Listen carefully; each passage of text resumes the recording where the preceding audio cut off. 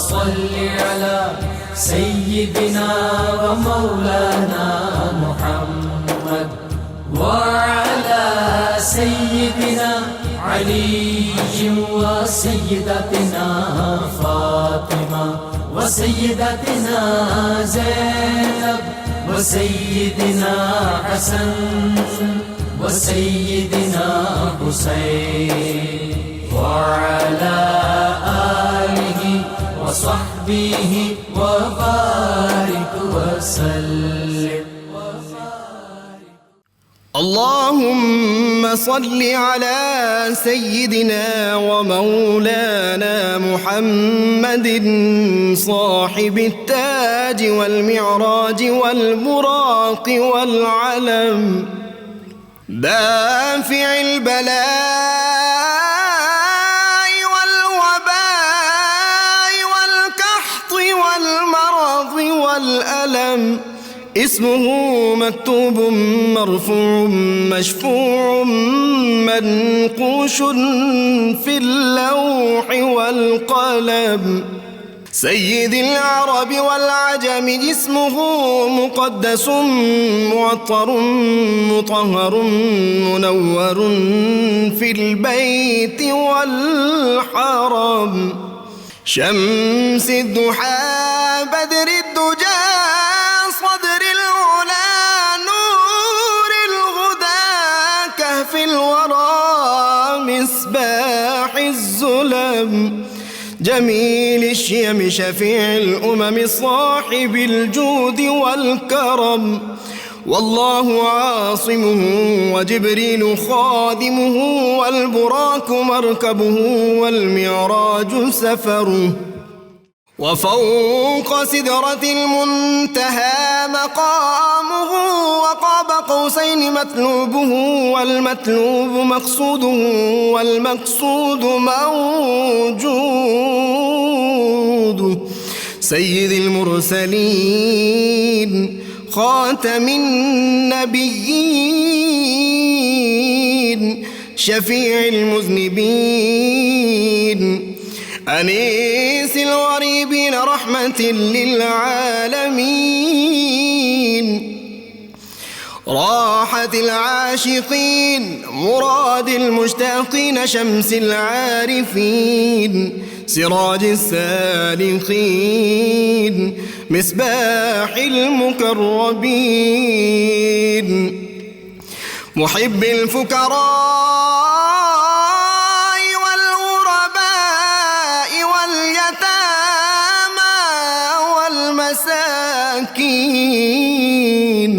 سيد الثقلين نبي الحرمين إمام القبلتين وسيلتنا في الدارين صاحب قاب قوسين محبوب رب المشرقين ورب المغربين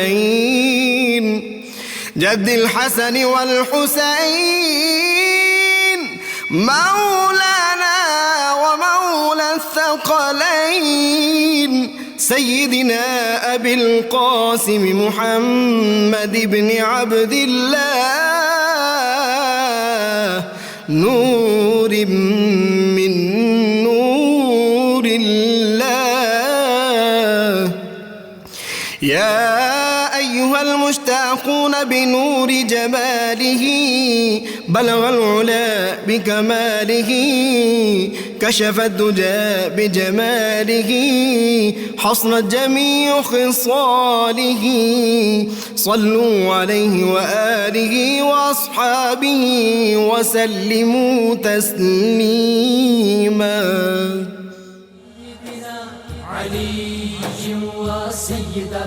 बिस्मिल्लाहिर्रहमानिर्रहीम। अस्सलाम वालेकुम नाज़रीन। प्रोग्राम सुबह नूर के साथ आपका मेज़बान नज़ीर अहमद गाज़ी हाज़िर है। नाज़रीन किराम, हज़रत अबू अनीस मोहम्मद बरकत अली साहब रहमहुल्लाह की मशहूर तालीफ़ अस्माउन नबील करीम सल्लल्लाहु अलैहि वसल्लम से एक इसमें मुबारक पढ़ने की सआदत हासिल कर रहा हूँ। सय्यदना आमिरू काबतिल्लाह सल्लल्लाहु अलैहि वसल्लम, हमारे सरदार काबतुल्लाह पर गिलाफ़ चढ़ाने वाले दुरूद व सलाम भेजे अल्लाह आप सल्लल्लाहु अलैहि वसल्लम, आपकी आले पाक और आपके सहाबा किराम पर। حضرت عروہ بن زبیر رضی اللہ عنہ سے روایت ہے کہ فتح مکہ کے دن حضور نبی کریم صلی اللہ علیہ وآلہ وسلم کا جھنڈا حضرت زبیر بن عوام رضی اللہ عنہ کے ہاتھ میں تھا۔ جب آپ صلی اللہ علیہ وآلہ وسلم کا گزر ابو سفیان کے پاس سے ہوا تو وہ کہنے لگا، کیا آپ صلی اللہ علیہ وآلہ وسلم کو معلوم ہے کہ سعد بن عبادہ رضی اللہ عنہ نے کیا کہا ہے؟ آپ صلی اللہ علیہ وآلہ وسلم نے فرمایا کہ اس نے کیا کہا ہے؟ تو ابو سفیان نے کہا، سعد بن عبادہ نے یہ کہا ہے کہ آج کا دن کفار کے قتل کا دن ہے۔ یہ سن کر آپ صلی اللہ علیہ وآلہ وسلم نے فرمایا، سعد نے غلط کہا ہے، بلکہ آج کے دن اللہ تعالیٰ اپنے گھر کعبۃ اللہ کو بزرگی عطا فرمائے گا اور آج کے دن کعبۃ اللہ کو غلاف پہنایا جائے گا۔ اس کے بعد آپ نے کعبۃ اللہ پر غلاف چڑھایا۔ ناظرین کرام، آج ایک ایسی عظیم ہستی کا ہم ذکر پاک کرنے کی سعادت حاصل کر رہے ہیں۔ بر صغیر ہی نہیں، عالم اسلام میں جن کا نام آتا ہے تو اہل علم اور اہل معرفت کی گردنیں ادب اور احترام سے جھک جاتی ہیں۔ یہ ہستی وہ تھی جو سیدنا صدیق اکبر رضی اللہ تعالیٰ عنہ کی اولاد سے تھی، اور ان کی والدہ ماجدہ جو تھیں شیخ شہاب الدین سہروردی رحمۃ اللہ علیہ کی اولاد پاک سے تھیں۔ کتب زمان تھے، اور والد گرامی حضرت شاہ عبد الرحمن لکھنوی رحمۃ اللہ علیہ کی خدمت میں ان کو لے کر گئے تو انہوں نے دیکھتے کہا کہ یہ لڑکا ہندوستان کا قطب ہوگا، اور پھر انہوں نے جن بڑے اساتذہ سے علم حاصل کیا ان میں شاہ عبدالعزیز محدث دہلوی رحمۃ اللہ علیہ کا نامی اس میں گرامی بھی آتا ہے۔ ان کی عظمت کے لیے اگر ناظرین اکرام میں صرف ایک فقرہ کہہ دوں تو آپ کو اندازہ ہوگا کہ اہل سنت معروف معنوں میں جن کو ہم بریلوی کہتے ہیں اور دیوبند حضرات جو ہیں دونوں حنفی ہیں، لیکن دونوں ان مسالک میں یکساں اس ہستی کا احترام کیا جاتا ہے اور ان کے بڑے بڑے ان کا نام احترام سے لیتے ہیں، اور ان کی عظمت کے لیے یہی کافی ہے کہ امام احمد رضا خان رحمۃ اللہ علیہ جو تھے وہ بریلی سے وہاں ان کی خدمت اقدس میں مراد آباد جاتے ہیں، اور وہاں ان کی خدمت میں جب گئے اور ملاقات ہوئی، 2 دن مہمان رہے، تو آپ نے فرمایا کہ احمد رضا تمہارے اندر تو مجھے نور ہی نور نظر آتا ہے، اور اپنی ٹوپی اتار کر ان کو دے دی اور ان کی ٹوپی خود اپنے سر پہ پہن لی۔ یہ ہستی کون تھی؟ یہ حضرت مولانا شاہ فضل الرحمن گنج مراد آبادی رحمۃ اللہ علیہ نقشبندی، بہت بڑی ہستی، بہت بڑے بزرگ تھے، اور آپ کے شاگردوں میں اتنے بڑے بڑے نام آتے ہیں، اتنے بڑے بڑے لوگ آپ کے شاگردوں میں شامل ہیں کہ جب آدمی نام پڑھتا ہے تو اندازہ ہوتا ہے کہ یہ کتنی بڑی ہستی ہوگی۔ اور وہ جو دور تھا وہ تو ایک کہکشاں صرف دور تھا۔ ان کے شاگردوں میں پیر جماعت علی شاہ محدث علی پوری ہیں، مولانا دیدار علی شاہ رحمۃ اللہ علیہ الوری ان میں شامل ہیں، مولانا محمد علی مغیری شامل ہیں، اور مولانا اشرف علی تھانوی نے بھی ان سے اکتساب فیض کیا، مولانا وسیع احمد صورتی ہیں، مولانا عبد الکریم گنج مراد آبادی، اور سینکڑوں شاگرد جو ہیں وہ ان کے شاگردوں میں اور ان سے فیضیاب ہونے والے لوگوں میں شامل ہیں۔ اللہ تعالیٰ نے ان کو وہ مقام دیا تھا، یہ حضوری والے بزرگ تھے، اور شاہ سلیمان جو ہیں وہ ایک دفعہ ان کی خدمت میں حاضر ہوئے، یہ جو تھے پھلواری شریف والے، وہ ان کی خدمت میں حاضر ہوئے۔ ان کو ہر وقت حضور سید عالمین صلی اللہ علیہ وسلم کے جمال پاک میں وہ غرق رہتے تھے۔ ایک موقع ایسا آیا کہ ان کے یہ جو تھی کیفیت یہ ختم ہو گئی، ان کے بعد پیدا ہو گیا۔ فرماتے ہیں کہ میں حضرت شاہ فضل الرحمن گنج مراد آبادی کی خدمت میں حاضر ہونے کے لیے گیا، ابھی میں نے ان کی مسجد میں قدم رکھا تھا کہ میرے سارے حجابات اٹھ گئے اور وہ جو انقباض تھا وہ دور ہو گیا، اور دوبارہ آپ کی خدمت میں گئے۔ اور ناظرین کرام، آپ بہت خوش ہوں گے، میں جو ایک واقعہ آپ کی خدمت میں عرض کرنا چاہتا ہوں کہ جب ان کی خدمت میں گئے تو انہوں نے کہا کہ بخاری شریف منگواؤ، اور کہا کہ بخاری شریف کا مطالعہ شروع کرو۔ جب بخاری شریف پڑھنے لگ گئے تو تھوڑی دیر میں ابھی چند احادیث مبارکہ پڑھی تھی تو انہوں نے کہا کہ میاں صلی اللہ علیہ وآلہ وسلم کا ترجمہ کرو، تو انہوں نے جو ہمارا عام عربی سے اردو میں ترجمہ کرتے وہ ترجمہ کر دیا۔ تو آپ نے فرمایا کہ نہیں، رسول اللہ صلی اللہ علیہ وسلم اللہ کے محبوب ہیں، میاں ترجمہ زبان عشق سے کہو، اور ترجمہ یہ فرمایا کہنے لگے یوں کرو، یوں کہو، پیار کرے ان کو اللہ اور سلامت رکھے، یہ ہے عشق کا ترجمہ، عشقوں کا ترجمہ، اور یہ کرو۔ اور ناظرین کرام، رمضان المبارک میں یہ پیدا ہوئے اور دودھ نہیں پیتے تھے، اور سارے بر صغیر میں یہ بات مشہور ہو گئی تھی کہ اہل اللہ شاہ کے ہاں جو بیٹا پیدا ہوا ہے وہ رمضان میں سحری سے لے کر افطاری تک دودھ نہیں پیتا۔ دوسرا جو کمال کا واقعہ ان کا ہے وہ یہ ہے کہ ایک دور آپ کو پتہ ہے بر صغیر میں ایسا تھا کہ بعض نیشنل علماء جو تھے نیشنلسٹ وہ بھی بڑے متاثر تھے، اور گاندھی صاحب جو تھے ان دنوں وہ امن کی آشا کی وہ جو راگ الاپ رہے تھے، جس طرح ہمارے ملک میں بھی یہ کبھی کبھی دورہ پڑتا ہے، لوگوں کو یہ پتہ نہیں کہ ہندوستان کے جو لوگ ہیں ان کی قیادت جو ہے ہندوستان کی وہ پاکستان کی کتنی بڑی دشمن اور بغض رکھتی ہے پاکستان کے بارے میں۔ تو امن کی آشا کا کام چل رہا تھا، علماء ان کو بلا رہے تھے اور گاندھی کو اپنی مسجدوں کے ممبروں پہ بٹھانا شروع کر دیا تھا۔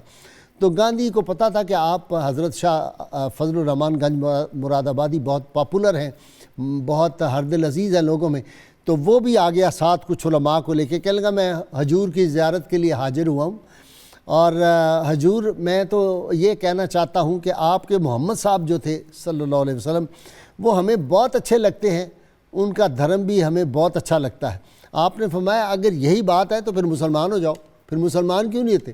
حضور صلی اللہ علیہ وسلم کی عظمت کے بھی قائل ہو اور ہمارے مذہب کے بھی دین کے بھی قائل ہو کہ یہ بہت اچھا دین ہے، مسلمان کیوں نہیں ہے؟ تو وہ شرمندہ سا ہو کے خاموش ہو گیا۔ وہ علامہ نے کہا تھا کہ ہزار خوف ہو لیکن زباں ہو دل کی رفیق، یہی رہا ہے ازل سے قلندروں کا طریق۔ حضرت شاہ فضل الرحمان گنج مراد آبادی رحمۃ اللہ علیہ کے ناظرین اکرام اتنی آپ کی کرامات ہیں کہ اگر میں وہ سارے واقعات شروع کروں تو پروگرام کا وقت ختم ہو جائے، اور آج میرے ساتھ دو میرے جو اسکالر ہیں بڑے ماشاءاللہ زوردار، دونوں ہیوی ویٹ اسکالرز ہیں، اس لیے میں زیادہ چاہتا ہوں ان سے ہی بات کروں۔ صرف ایک بات ہے، آپ ایک بستی سے گزرے جس کے بارے میں مشہور تھا یہ طوائفوں کی بستی ہے، ناچنے گانے والیاں وہاں پیشہ ور خواتین رہتی تھیں۔ وہ ایک دم سن کے کہ حضرت شاہ فضل الرحمان گزرنے والے ہیں باہر آ گئیں، اور آ کے وہ سلام انہوں نے عرض کیا تو آپ نے جھڑک دیا کہ ہٹ جاؤ راستے سے، ہمارے سامنے سے ہٹ جاؤ۔ وہ واپس گئیں تو ان کی قلبی کیفیت بدل چکی تھی، سب تائب ہو گئی تھیں، سب نے شادیاں کر لیں، اور وہ طوائفوں کی بستی جو تھی وہ ولیوں کی بستی بن گئی تھی۔ یہ ہے کوئی اندازہ کر سکتا ہے اس کے زور بازو کا، نگاہ مرد مومن سے بدل جاتی ہیں تقدیریں۔ یہ ان لوگوں میں سے تھے جو تقدیریں بدل جاتی۔ میں رات سے ہی حضرت کے بارے میں مختلف کتابوں کا مطالعہ کر رہا تھا، اور ایک عجیب غم کی کیفیت تھی آج صبح تک مجھ پہ۔ میں کہہ رہا تھا وہ کیسا کہکشاں صرف دور تھا، کتنے بڑے بڑے لوگ اس وقت تھے۔ آج سیاسی میدان ہو یا مذہبی میدان ہو یا معرفت کا میدان ہو، روحانی میدان ہو، ہم بونوں کی بستی میں آ گئے، سوائے چند ایک لوگوں کے باقی دکھ ہی ہوتا ہے۔ جس طرف نگاہ دوڑاتے ہیں مایوسیاں ہی مایوسی ہیں۔ اللہ کرے کہ وہ وقت دوبارہ مسلمانوں میں لوٹ آئے اور اس طرح کی عظیم ہستیاں ہمیں نصیب ہو جائیں۔ میرے ساتھ آج جو شریک گفتگو میرے اسکالر حضرات ہیں، علامہ شہزاد مجدی، شاعر ادیب اور کئی کتابیں انہوں نے لکھی، ان کے ساتھ ہمارے اقبالیات ہیں، ڈاکٹر طاہر حمید تنولی، آپ بھی کئی کتابوں کے مصنف ہیں، دونوں میرے مہمان بنتے رہتے ہیں، آپ ان سے واقف ہیں۔ اور نوجوان نعت خوان جو ہے محمد علی رضا سلطانی، اس سے بعد میں نعت سرور کونین صلی اللہ علیہ وسلم پروگرام کے آخر میں آپ کو سنواؤں گا۔ میں ابتدا کر رہا ہوں علامہ شہزاد مجدی سے۔ جی مجدی صاحب، آپ تو بہت فضل الرحمان گنج مراد آبادی کو آپ نے بہت پڑھا ہوا ہے ماشاءاللہ۔ میرا خیال ہے کہ آپ اور ہم اب یہ ان کو پڑھنے والے بھی چاندی رہ گئے ہیں۔ جس طرح میں کہا کرتا ہوں مولانا عبدالسلام نیازی رحمۃ اللہ علیہ کو، میں اور تنولی دو بندے ہیں جنہوں نے پڑھا ہے پوری طرح سے، باقی کسی کو نام بھی نہیں پتہ، بد نصیبی ہے ہماری۔ بسم اللہ الرحمن الرحیم۔ غازی صاحب جو آپ نے تعارف کروایا حضرت شاہ فضل رحمان، ان کا نام فضل الرحمان نہیں ہے، فضل رحمان ہے، اور یہ تاریخی نام ہے، اور یہ شاہ عبد الرحمن لکھنوی رحمۃ اللہ علیہ نے رکھا تھا، اور اس میں سے 1208 ہجری آپ کا جو سال ولادت ہے وہ نکلتا ہے، 1303 آپ کا سن وصال ہے، یوں 105 سال عمر بنتی ہے۔ ایک پوری صدی اس ہستی نے گزاری اور دیکھی، یہ بھی ان کا کریڈٹ ہے۔ اور صدیقی النسب ہیں، والدہ کی طرف سے بھی آپ نے بتا دیا، اور 8ویں صدی ہجری میں ان کے بزرگ آ کے چشتی سلسلے کے وہ یہاں بہار کے اندر آباد ہوئے۔ وہاں سے پھر آپ اپنا جو علاقہ تھا بچپن میں ملاواں، جہاں سے قصبے سے نکلے، گنج مراد آباد میں دوبارہ آ کے آباد ہوئے۔ یہ مراد شیر خان جو نواب تھا اس نے یہ علاقہ آباد کیا تھا، تو قصبے سے تھوڑا سا دور ایک گاؤں تھا گنج، تو وہ اس کے ساتھ لگا دیا۔ آپ نے نام لیا ان کے تعارف میں، تو میں یہ بھی عرض کر دوں کہ علم حدیث سے تعلق رکھنے والا کوئی اسکول آف تھاٹ بر صغیر پاک و ہند میں ایسا نہیں ہے جس کی سند شاہ فضل الرحمن تک نہ جاتی ہو۔ اچھا، شاہ عبداللہ محدث دہلوی کی طرح؟ جی، یعنی حدیث کی سند مکمل نہیں اگر مکمل، وہ اس لیے ان کا بہت بڑا کریڈٹ یہ تھا، اعلیٰ حضرت جیسی ہستی بھی چل کے اسی لیے گئی تھی کہ ایک واسطے سے سند شاہ عبدالعزیز تک پہنچ جائے۔ اچھا، تمام بڑے لوگوں کو اپنی سند عالی کا لالچ ہوتا تھا اور حرص علم کی لے جاتی تھی ایسے اکابر۔ یہ حدیث برکت بھی ہوگی، حدیث میں روایت ہے، پھر برکت اجازات کا ایک سلسلہ ہمارے علمی روایت میں رہا ہے۔ تو لوگ اس لیے جاتے تھے کہ سند عالی کے ساتھ ہمارا رابطہ خاندان ولی اللہ ہی کے ساتھ ہو جائے۔ اور شاہ فضل الرحمن گنج مراد آبادی رحمۃ اللہ تعالی علیہ تو 17-18 سال کی عمر میں دلی جا کے تو آپ نے شاہ عبدالعزیز محدث دہلوی رحمۃ اللہ علیہ سے حدیث پڑھی، یعنی تخصص فرمایا اس دور میں، سماع کیا صحیح بخاری کا۔ اس کے بعد جب 4 ماہ رہے ان کے پاس، 4 ماہ رہے، پھر آ گئے واپس، نہیں 1 ماہ پہلے رہ کے واپس آئے، پھر دوبارہ واپس آ گئے، پھر شاہ اسحاق سے آپ نے تکمیل فرمائی، مکمل کیا۔ شاہ محمد اسحاق صاحب سے سیاہ ستہ پوری پڑھی، پھر اجازت اور سند وغیرہ ساری آپ نے لی۔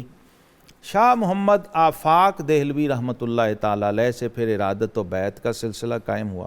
شاہ محمد آفاق جو ہیں یہ حضرت خواجہ محمد سعید صاحب رحمۃ اللہ علیہ خازن الرحمہ حضرت مجدد صاحب کے جو بڑے صاحبزادے ہیں ان کی اولاد میں سے ہیں، اور سلسلہ طریقت ان کا حضرت عروۃ الوثقیٰ خواجہ محمد معصوم سرہندی رحمۃ اللہ علیہ کی طرف سے۔ سبحان اللہ۔ تو اس اعتبار سے آپ نجیب الطرفین مجددی فیض کے حامل ہیں۔ شاہ فرمایا کرتے ہیں نا کہ عشق کی 2 دکانیں تھیں، آپ نے مولانا محمد علی منگیری کو یہ بات فرمائی تھی، فرمایا کیا تم نے کبھی عشق کی دکان دیکھی ہے؟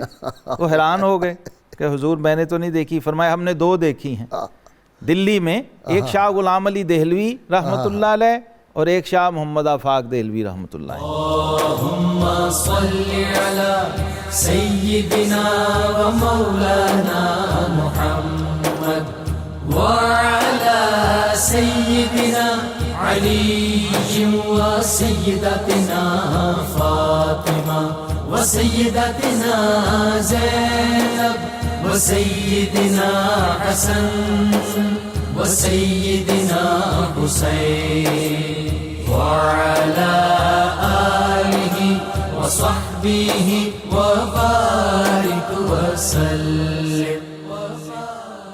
اللهم صل على سيدنا ومولانا محمد وعلى سيدنا علي وسيدتنا فاطمة وسيدتنا زينب وسيدنا حسن وسيدنا حسين وعلى آله وصحبه وبارك وسلم۔ ڈاکٹر صاحب وہ شاہ غلام علی دہلوی رحمۃ اللہ علیہ پتہ ہے نا کون ہے؟ سر سید احمد خان کی والدہ کے شہر۔ ہاں بالکل، جو سر اور سید وہاں سر سید جا کے اپنی داڑھی سے جھاڑو دیتے تھے اور ننگے پاؤں جاتے اور ڈی سی اس وقت وہ ڈسٹرکٹ مجسٹریٹ۔ جی ڈاکٹر صاحب آپ کی طرف۔ جی ہاں بالکل غازی صاحب، یہ وہ ہستیاں ہیں جن کا تذکرہ ہمیں بار بار کرنا چاہیے کہ یہ جیسے انہوں نے ارشاد فرمایا نا کہ دلی میں 2 عشق کی دکانیں تھیں، تو ان میں سے ہر شخصیت عشق کا ایک سرچشمہ ہے۔ اور شاہ فضل الرحمن گنج مراد آبادی کا امتیاز جو غازی صاحب جیسا آپ نے بھی ذکر فرما دیا، قبلہ مجدد صاحب نے بھی ذکر کیا کہ ان کی جو نسبت ہے حضرت شاہ عبد الرحمن لکھنوی سے، یہ ایک غیر معمولی تاثیر ان کی ہستی میں لے کے آئی، کیونکہ شاہ عبد الرحمن لکھنوی ہندوستان کے اندر وحدت الوجود کی ایک بہت بڑی اتھارٹی تھے۔ اچھا۔ اور وحدت الوجود کی اتھارٹی سے بڑھ کے غازی صاحب ان کا ایک امتیاز یہ تھا کہ وہ وحدت الوجود کے حال کے اس درجے پہ فائز تھے کہ جس کا تصور بھی عام آدمی کے لیے کسی نہ کسی سطح پہ جا کے، جس کو کہتے ہیں نا عدم فہم کا باعث بن جاتا تھا، یعنی تفہیم اس کی ایبزارب کرنا ہر کیا میں کے بس کی بات نہیں تھی۔ یہی وجہ ہے کہ ان کی باتوں کو حضرت پیر مہر علی شاہ صاحب کو سمپلیفائی کرنا پڑا۔ اچھا۔ شاہ عبد الرحمن لکھنوی کا جو تھیسس تھا، ان کا جو ویو تھا وحدت الوجود کے حوالے سے، اس کو سمپلیفائی کر کے آگے پریزنٹ کیا حضرت پیر مہر علی شاہ صاحب نے۔ عرض کرنے کا مقصد یہ ہے کہ یہ جو اتنی اجل ہستیاں تھیں، ان کے ساتھ جو تعلق تھا حضرت شاہ فضل الرحمن گنج مراد آبادی کا، وہ جو سلسلہ نقشبند کی برکات ہیں اور جو کلاسیکل مسٹکس جو ہمارے ہیں اکابر صوفیہ، ان کا جو ایک جذب و سرور اور جو ایک کیف ہے وحدت الوجود کا، وہ ان کی شخصیت کے اندر جمع تھا۔ اب دیکھیں جب آپ آپ نے خود جس کو عشقی کی دکان کہا آپ نے شاہ طریقت، ان کے پاس جب آپ بیعت کے لیے گئے، بیعت ہوئے، تو اتنی جلدی آپ کی منازل طے ہونے لگیں کہ ان کی خدمت میں جو عرصہ دراز سے لوگ موجود تھے وہ سارے آئے شاہ فاق کی خدمت میں۔ انہوں نے کہا حضرت ہم کب سی خدمتوں میں بیٹھے ہیں، وہیں کے وہیں ہیں، تو یہ کل کے آنے والے کہاں سے کہاں پہنچ گئے؟ تو انہوں نے فرمایا بات یہ ہے کہ آپ کو میں کہیں پہنچانا چاہتا ہوں اور اس کو ذات حق پہنچانا چاہتی ہے، فرق یہ ہے۔ یہ جو مقام اجتباع ہے اور اللہ رب العزت کی طرف نظام چاہے امیر کو پر اللہ چاہے نصیر کو، تو یہ جو چیز ہو جاتی ہے نا، پھر تو ظاہر ہے اس کی رفتار کا فرق ہوگا۔ شریعت کے اوپر استقامت اور اہل طریقت کے طریق کو پورے آداب کے ساتھ لے کے چلنا، یہ آپ کو حضرت شاہ فضل الرحمان گنج مراد آبادی کی شخصیت میں ہمیں بدرجہ اتم نظر آتا ہے۔ اچھا جی علامہ صاحب، یہ دیکھیں آپ کے رزق حلال، تھوڑے سے پیسے کمانے، اسی پہ اپنا گزر بسر، ساری عمر باجرے کی روٹی اور دال کھائی، اور اتنی سادگی رہی، اور جو آتا تھا سب تقسیم کر دیتے۔ تو بعض لوگوں نے مشہور کر دیا تھا کہ جی یہ تسخیر پڑھتے ہیں، تو انہوں نے کہا میاں ہم تسخیر نہیں پڑھتے، وہ اللہ جس سے محبت کرنی شروع کرتا ہے وہ جبریل سے کہتا ہے فرشتوں سے بھی کہہ دو اس سے محبت کریں، دنیا والوں سے بھی کہہ دو، ہم تو اس معاملے میں ہیں، یہ تسخیر وغیرہ ہم نہیں پڑھتے۔ حضرت شاہ فضل الرحمان گنج مراد آبادی رحمۃ اللہ تعالی فرمایا کرتے تھے کہ شوق دیدار الہی ولایت ہے اور اتباع سنت قطبیت و غوثیت ہے۔ واہ واہ واہ واہ واہ۔ اور کوئی پوچھتا تو فرماتے ہمیں جو ملا ہے درود سے ملا ہے۔ اور کسی نے پوچھا جی میلاد شریف کے بارے میں آپ کیا فرماتے ہیں؟ تو آپ نے فرمایا میاں ہم تو ہر وقت میلاد مناتے رہتے ہیں، واہ ہم تو ہر وقت حالت میلاد میں رہتے ہیں۔ واہ واہ۔ اور اگر تمہارے خیال میں میلاد یہی ہے کہ ذکر کیا جائے میلاد کا، تو آپ نے فرمایا تر ہوئی باران سے سوکھی زمین، یعنی آئے رحمت للعالمین۔ یعنی اگر تم اسی کو ملا تو ہم وہ بھی پڑھ دیتے۔ اعلیٰ حضرت مولانا احمد رضا بریلوی رحمۃ اللہ کا ایک مکالمہ آپ کے ساتھ کتابوں میں موجود ہے۔ اچھا، انہوں نے پوچھا تھا جا کے اس وقت کہ حضور بڑی اس وقت بحث ہے ہندوستان میں، نزاع ہے، تو آپ مرجع ہیں سب کا۔ نواب صدیق حسن خان فیملی بھی جو ہے اہل حدیث غیر مقلد فیملی، وہ بھی ان کے شدید عقیدت مندوں میں ہیں، اور ان کے دونوں بڑے بیٹے آپ کے باقاعدہ مرید و خلیفہ ہیں۔ اچھا، اور والیہ بھوپال کے ساتھ ان کی شادی بھی آپ کی سفارش سے ہوئی تھی۔ واہ واہ واہ واہ واہ۔ حضرت شاہ فضل الرحمان وہ ہستی ہیں، یعنی دونوں بیٹے نواب آپ کے باقاعدہ مرید ہیں، اور آپ کے دو جی ملفوظات انہوں نے مرتب کی ہیں انوار احمدی۔ ان کا نام کیا تھا؟ نور الحسن۔ اچھا، ان کے بڑے بیٹے کا نام نور الحسن، دونوں بیٹے آپ کے مرید تھے۔ اچھا، تو شاہ فضل الرحمان نے، انہوں نے اعلیٰ حضرت نے پوچھا کہ میلاد شریف کے بارے میں آپ کیا فرماتے؟ تو شاہ فضل الرحمان رحمۃ اللہ نے فرمایا تم بتاؤ کیا کہتے ہو؟ کہا حضور میں تو مستحب سمجھتا ہوں۔ اعلیٰ حضرت نے فرمایا کہ میں مستحب سمجھتا ہوں۔ شاہ فضل الرحمان رحمۃ اللہ نے فرمایا ہم سنت سمجھتے ہیں۔ اللہ، اب یہاں ایک بہت بڑی ایک چین بن رہی ہے تنولی صاحب، ایک دو اسکول آف تھاٹس کی نمائندگی ہو رہی ہے۔ اعلیٰ حضرت نے فقہا کی نمائندگی میں اسے مستحب کہا، اور شاہ فضل الرحمان نے محدثین کی نمائندگی اور ترجمانی کرتے ہوئے اس کو سنت کہا، حدیث کی کسوٹی پر، کیونکہ وہ محدث اعظم ہے اپنے وقت۔ تو فرمایا ہاں، اور اس کی پھر وضاحت کیسے کی سنت کی؟ فرمایا بھائی یہ جب صحابہ کرام سفر وغیرہ میں جایا کرتے تھے آپس میں، اور تو پھر کیا باتیں کیا کرتے تھے، ان کی گفتگو کا موضوع کیا ہوتا تھا؟ حضور صلی اللہ علیہ وسلم کا ذکر ہوتا تھا، آپ کی شان، شمائل، سیرت سارا، اور تم جب محفل ختم کرتے ہو تو لڈو پیڑے بانٹ دیتے ہو، وہ اس کے بعد ذکر مصطفیٰ پہ اپنی گردنوں کے نذرانے پیش کر دیتے تھے۔ فرمایا ان کا میلاد اور ہمارا میلاد تو اس طرح کا ہے۔ یہ کیفیت تھی ان کی، اور فنا تھے، فنا فی الرسول اور فنا فی الحدیث۔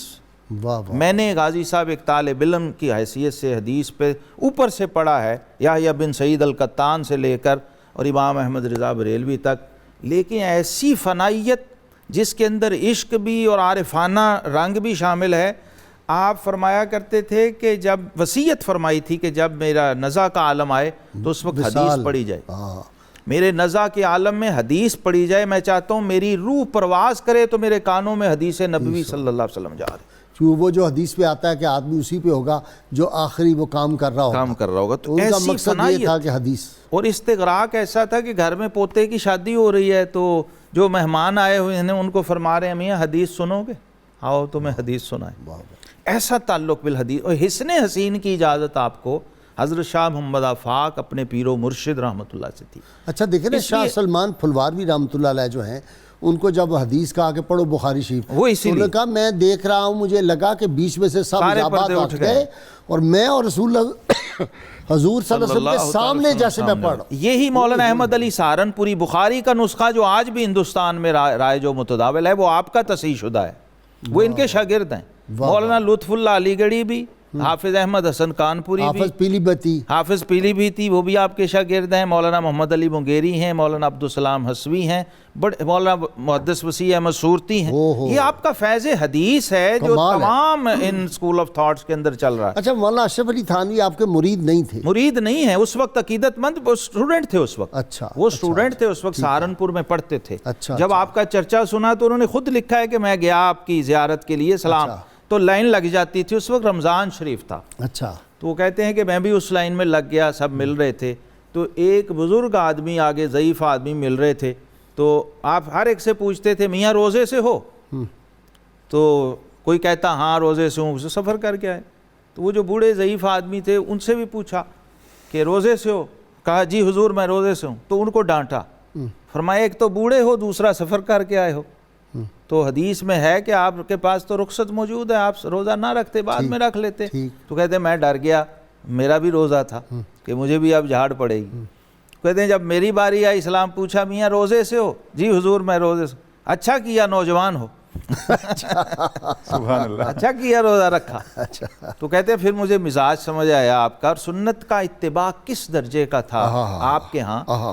سوانح قاسمی کے اندر لکھا ہے مولانا مناظر احسن گیلانی نے، کہتے ہیں کہ مولانا ابو الحسن علی ندوی کے والد مولانا عبدالحی لکھنوی، وہ یہ کہتے تھے کہ میں اگر حجر اسود اور مقام ابراہیم کے درمیان کھڑا ہو کر یہ قسم کھاؤں کہ شاہ فضل رحمان سے بڑھ کر کریم النفس، زاہد، صاحب تقوی اور مشتبہ چیز سے بچنے والا شخص میں نے نہیں دیکھا تو میں جھوٹا نہیں ہوں. اللہم صلی علی سیدنا و مولانا محمد وعلی سیدنا علی و سیدتنا فاطمہ و سیدتنا زینب و سیدنا حسن و سیدنا حسین وعلى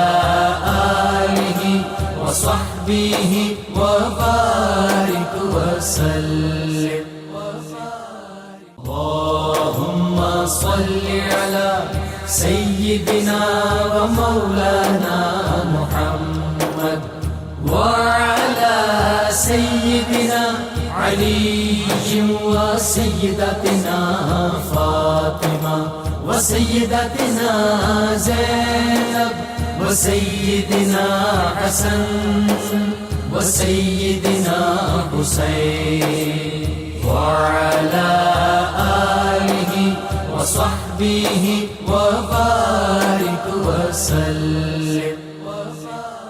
جی علامہ صاحب دونوں سوال آپ نے سنی. پہلا ہے ضالین پڑھنا چاہیے، دالین پڑھنا چاہیے، عربی زبان کے اندر سمپل سی بات ہے. حرمین شریفین سے 5 نمازیں آتی ہیں، آپ ذرا سن لیجئے. عربوں میں اردو والی ہماری زواد کا کوئی تصور ہی نہیں ہے. ٹھیک ہے، یہ اردو میں ہم بولتے ہیں سواد اور زاد. ٹھیک. عربی کے اندر ولضالین ہی آئے گا، غیر المغضوب علیہم ولضالین آئے گا. ٹھیک ہے، کیونکہ دوسرے کو تمام فقہا کا اجماع ہے کہ اس سے نماز فاسد ہو جائے گی، اس لیے میں نے وہ بتایا. دوسرا سوال یہ رضوانہ بی بی نے پوچھا ہے، صدقہ اور وسیلہ اس میں فرق، اور ہم جا کے کہیں کہ فلاں بزرگ کے صدقے یا فلاں بزرگ کے وسیلے کے صدقے، اور مزار پہ کیسے دعا مانگے؟ داتا صاحب آپ یہ میرا کام کر دیں، یا آپ اللہ کی بارگاہ میں مالی دعا کریں. جو مسنون طریقہ ہے وہ یہ ہے جو حضور صلی اللہ علیہ وسلم کا اور صحابہ کرام علیہم رضوان کا طریقہ ہے، وہ یہ ہے کہ اے اللہ، اے رب العزت، میں تیرے اس نیک بندے کے وسیلے سے تیری بارگاہ میں یہ عرض پیش کرتا ہوں، یہ دعا کرتا ہوں، اس کو قبول فرما.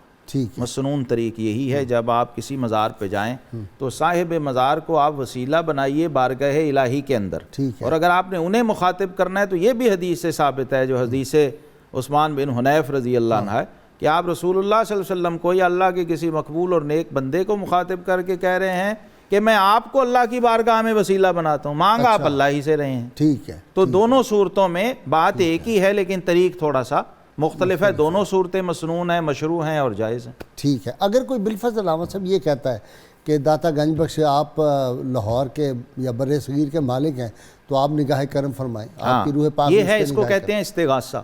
اچھا، استغاثہ بھی جائز ہے، نبی علیہ السلام نے اس کی بھی خود تعلیم دی ہے کہ اگر کوئی ایسی اضطراری اور اضطراب کی کیفیت آ جائے تو پھر آپ اغیثونی یا عباد اللہ، اعینونی یا عباد اللہ، اے اللہ کے نیک بندو میری مدد کرو۔ اس میں جو صاحب تصرف اور صاحب حال ہے، آپ اس شخص سے مخاطب ہیں، حقیقت کے اندر آپ استغاثہ اور مدد اور استعانت ذات باری تعالیٰ ہی سے کر رہے ہیں، وہ بندہ وہاں پھر واسطہ و وسیلہ ہی، جیسے ڈاکٹر سے آپ دوائی لیتے ہیں اور نیت آپ یہ رکھتے ہیں کہ شفا اللہ نے ڈاکٹر بھی ہو شافی ہی لکھتا ہے اور آپ بھی ہو شافی کہہ کے دعا کھاتے ہیں، وہ وسیلہ ہے راستے میں۔ اسی طرح صاحب حال اور صاحب تصرف بندہ جو ہے وہ آپ کے اور آپ کے رب کے درمیان وسیلہ بن جاتا ہے۔ اچھا جی ڈاکٹر صاحب، آپ نے دیکھا کہ حضرت نے نسبت پہ بڑا زور دیا ہے، نسبت جو ہے اس پہ آپ نے بڑا زور دیا۔ آپ فرماتے تھے کہ اصل چیز جو ہے با نسبت ہونا ہے، با علم ہونا کوئی چیز نہیں مانے رکھتی، با نسبت ہونا چیز رکھتی۔ نسبت سے ہی چونکہ عمل میں جان پڑتی ہے، اور جب تک آپ نسبت کے ذریعے عمل انجام نہیں دیتے تو اس عمل کی بنیاد کوئی نہیں ہوتی، اس عمل کا اپنے اوریجن کے ساتھ تعلق کوئی نہیں ہوتا۔ یہی وجہ ہے صاحب، آپ دیکھیں جو لوگ آپ کے پاس مرید ہونے کے لیے آتے، آپ ان کو جتنے بھی اوراد بتاتے، ان اوراد پہ آپ کا زیادہ اصرار ہوتا ہے جو براہ راست حدیث پاک سے ثابت ہیں۔ ٹھیک، کیوں کہ حدیث پاک سے جب ثابت ہیں تو حدیث پاک کی جو نسبت اسٹیبلش ہوتی ہے وہ بنسبت دوسرے اوراد کے زیادہ قوی ہے۔ اب دیکھیں، جیسے ہی آپ معمول کے اوراد بتاتے، فرماتے تم حسن حسین بھی پڑھا کرو، 700 کے قریب لوگ حسن حسین پڑھتے پڑھتے اولیاء کاملین بن گئے۔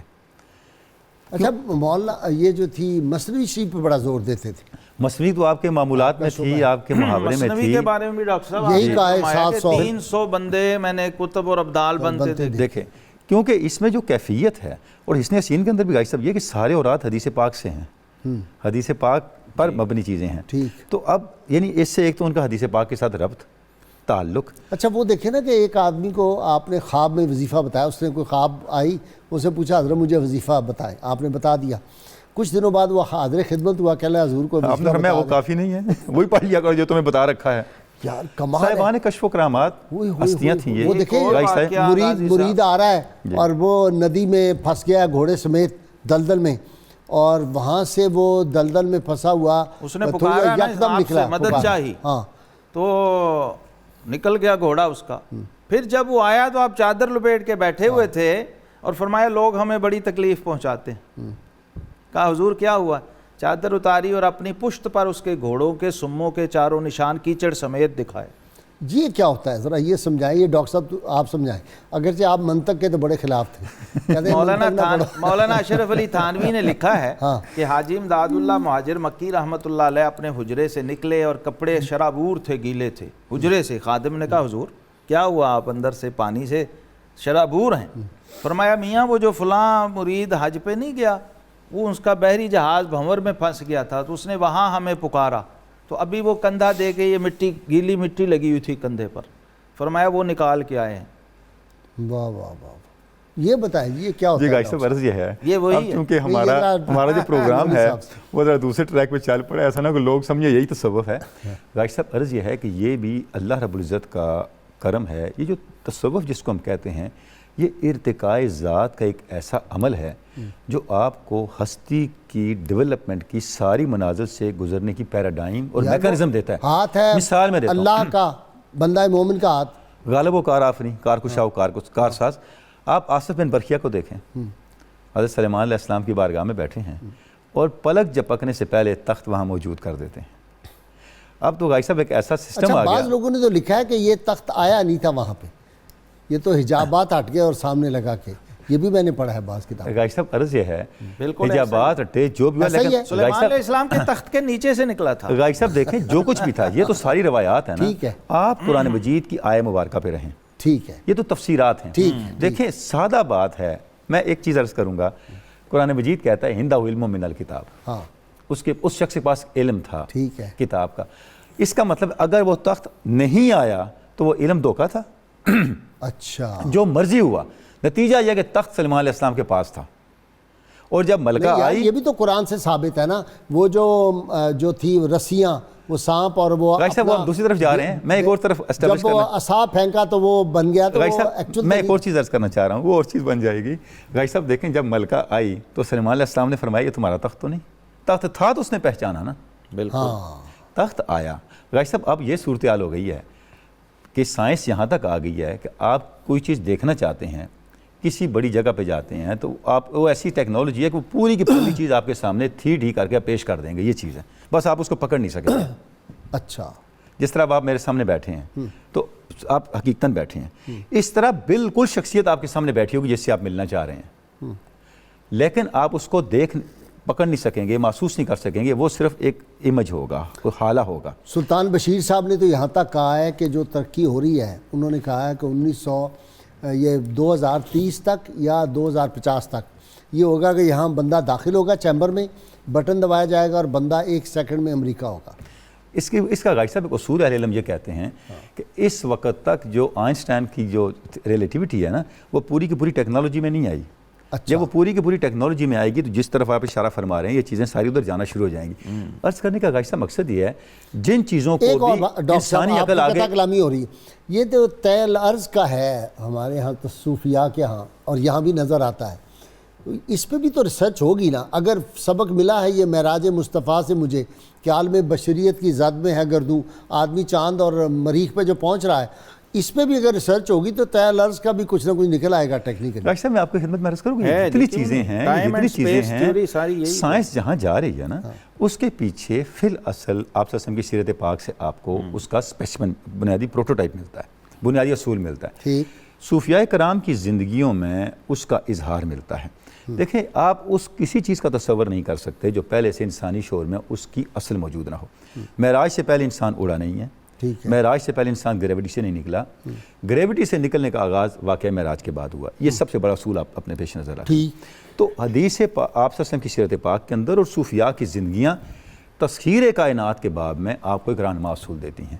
وہ کیا دین غازی صاحب قبلہ جس کی روحانیت آپ کو اس کائنات سے نکلنے کی سکت ہی نہ دے سکے، وہ کیا دین؟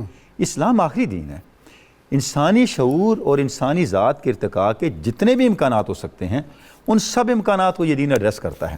اور ظاہر ہے یہ ہر ایک اپنا سبجیکٹ ہے. اب یہ محدثین، مفسرین، متکلمین کا سبجیکٹ تو نہیں، یہ صوفیاء کا سبجیکٹ ہے. ٹھیک ہے، اسی لیے صوفیاء کے ہاں یہ چیزیں معمول کی چیزیں ہیں.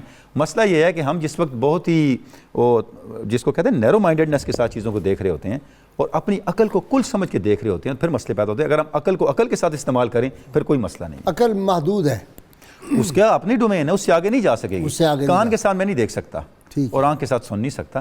ہر حص کا اپنا دائرہ ہے، اس کے اندر ہی اس کا جواب ملے گا نا. تو جب آپ اس پیٹرن سے چلتے ہیں تو پھر چیز کو مشکل نہیں ہے. دیوانگی طے کر گئی کتنے مقام، عقل جس منزل میں تھی اب تک اسی منزل میں ہے. جی سبحان اللہ. شاہ فضل الرحمان رحمۃ اللہ تعالی علیہ 8 سال کی عمر تھی، والد کے ساتھ جا رہے تھے، کھیت میں سے گزرے. کہتے ہیں میرے والد صاحب کے پاس ایک پنجرا تھا، اس میں پرندہ تھا، تو انہوں نے ایک خوشہ توڑا اور پنجرے میں اس پرندے کو ڈال دیا. تو کہتے ہیں میں وہیں رک گیا، والد صاحب آگے چلتے گئے. جب میں نہیں آیا تو انہوں نے آواز دی مجھے کہ چلو آؤ. کہنے لگے ابا حضور وہ مالک آئے گا نا کھیت کا تو اس سے معافی مانگ کے پھر آگے جائیں گے. سبحان اللہ. یہ تقویٰ واپس آ گئے. پھر والد صاحب وہ خوشہ نکالا، وہیں کھیت میں پھینکا، فرمایا آپ آ جاؤ. غازی صاحب اس تقویٰ سے یہ چیز پیدا ہوتی ہے. یہ تھا جی اصل جن کرامات کا ہم تذکرہ کر رہے ہیں نا، وہ اس تقویٰ سے پیدا ہوتی ہیں. دیکھیں آپ اپنے آپ کو، حضور صلی اللہ علیہ وسلم فرماتے ہیں آپ اپنے آپ کو اللہ کی اطاعت میں لے کے آؤ، کائنات خود بخود آپ کی اطاعت میں آ جائے گی. واہ واہ. اللہ کی اطاعت میں آنے کا مطلب یہ ہے یہی مزاج ان کا رہا. کل زندگی یہی مشرب تھا. ہمیشہ مسنون ذکر کو غیر مسنون پہ ترجیح دی، مریدوں کو بھی وہی تعلیم دی. مشرب نقشبندیہ کو اختیار کیا. وجود اور شہود کا حسین ترین امتزاج ان کی ذات میں تھا. یہی وجہ ہے کہ پورے سب کانٹیننٹ سے شاہ پیر جماعت علی شاہ صاحب، سید دیدار علی شاہ جیسے لوگ جاتے تھے، اس لیے کہ ایک تو نسبت ہو جائے، دوسرا ہمیں آپ سے براہ راست ان اوراد کی اجازت ہو جائے جو آگے ان کے معمولات میں شامل. بہت شکریہ تنولی صاحب، آپ کا بھی شکریہ. اللہم صلی علی سیدنا و مولانا محمد وعلی سیدنا علی و سیدتنا فاطمہ و سیدتنا زینب و سیدنا حسن و سیدنا حسین وعلى آله وصحبه وبارك وسلم. اللهم صل على سيدنا ومولانا محمد وعلى سيدنا علي وسيدتنا فاطمة وسيدتنا زينب وسيدنا حسن وسيدنا حسين وعلى آله وصحبه وبارك وسلم. ناظرین کرام، کتاب الشفا سے نسخہ کینسر کا یہ علاج ہے مجرب. سورہ القمر کی آیت نمبر 10 فدعا ربہ انی مغلوب فانتصر کا کثرت سے ذکر کریں. انشاءاللہ تعالی جلد شفا ہوگی. شرچی اول و آخر 11 مرتبہ کوئی بھی درود پاک جو آپ کو آتا ہو وہ ضرور پڑھیں. سیدنا علی المرتضیٰ شیر خدا کرم اللہ وجہ الکریم فرماتے ہیں لوگوں سے دعا کی التماس کرنے سے بہتر ہے کہ انسان خود ایسا ہو جائے کہ لوگوں کے دل سے خود بخود اس کے لیے دعائیں نکلیں. روزنامہ 92 میں آج شاہ فضل الرحمان گنج مرادی رحمۃ اللہ علیہ جو ہیں ان پہ بہت خوبصورت مضمون ہے، یہ ضرور پڑھیں. اور بک آف دی ڈے ناظرین کرام قرآنی انسائیکلوپیڈیا، یہ پروفیسر ڈاکٹر محمد طاہر القادری صاحب نے اس کو تالیف ہے ان کی، اور یہ 5000 سے زائد موضوعات اس میں ہیں. 8 ضخیم جلدوں پر یہ مشتمل ہے اور ایک بہت مفید علمی اور تحقیقی تالیف ہے. بہت آسان ہو جاتا ہے قرآن حکیم کے موضوعات اگر کسی نے ریسرچ کرنی ہو تو اس کے لیے یہ بہت ہیلپفل ہے. 2 کتابیں میں نے اس سال میں دیکھا ہے کہ بہت بڑے کام ہوئے. ایک قرآن انسائیکلوپیڈیا جو حافظ پروفیسر محمد اشفاق صاحب نے 22 والیوم میں لکھا ہے، اور اس کے بعد یہ جو قرآن انسائیکلوپیڈیا ڈاکٹر طاہر القادری صاحب نے لکھا ہے یہ بھی بہت زبردست ہے. یہ کتابیں ہمیں گھروں میں رکھنی چاہیے، پڑھنی چاہیے. کتابوں کا شوق ہماری نوجوان نسل کو جب تک نہیں ہوگا اس وقت تک میں سمجھتا ہوں ذہنی، فکری اور روحانی جو ڈیولپمنٹ ہے یہ نہیں ہو سکتی. جی علی رضا سلطانی. کائنات حسن پر ہے، کائنات حسن پر ہے تاجداری آپ کی، کائنات حسن پر ہے تاجداری آپ کی، حسن کی جاگیر ہے ساری کی ساری آپ کی، حسن کی جاگیر ہے ساری کی ساری آپ کی. اس کو بخشی ہے خدا نے نعمت دارین کی، اس کو بخشی ہے خدا نے نعمت دارین کی، جس نے بھی سرکار کی ہے تابعداری آپ کی، جس نے بھی سرکار کی ہے تابعداری آپ کی، حسن کی جاگیر ہے. اور بخش دوں گا آپ کی امت کو اللہ نے کہا،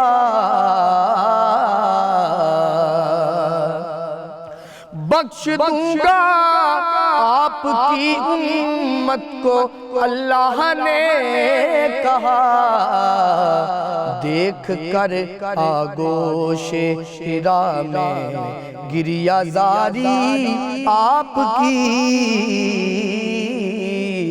سن کے آگوش حرا میں گریہ زاری آپ کی، حسن کی جاگیر ہے، وقت آخر یا رسول اللہ یہی ہے آرزو، وقت آخر یا رسول اللہ یہی ہے آرزو، ہو میری نظروں میں صورت پیاری پیاری آپ کی، ہو میری نظروں میں صورت پیاری پیاری آپ کی، حسن کی جاگیر ہے،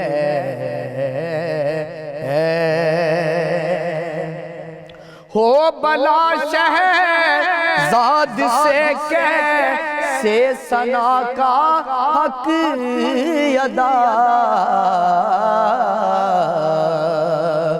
ہو بلا شہزاد سے کیسے ثنا کا حق ادا،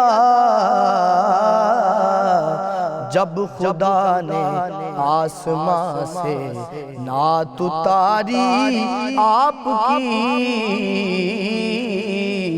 جب خدا نے آسمان سے نعت اتاری آپ کی، حسن کی جاگیر ہے ساری کی ساری آپ کی، حسن کی جاگیر ہے۔ اللہم صلی علی سیدنا و مولانا محمد وعلی سیدنا علی و سیدتنا فاطمہ و سیدتنا زینب و سیدنا حسن و سیدنا حسین وعلى آله وصحبه وبارك وسلم۔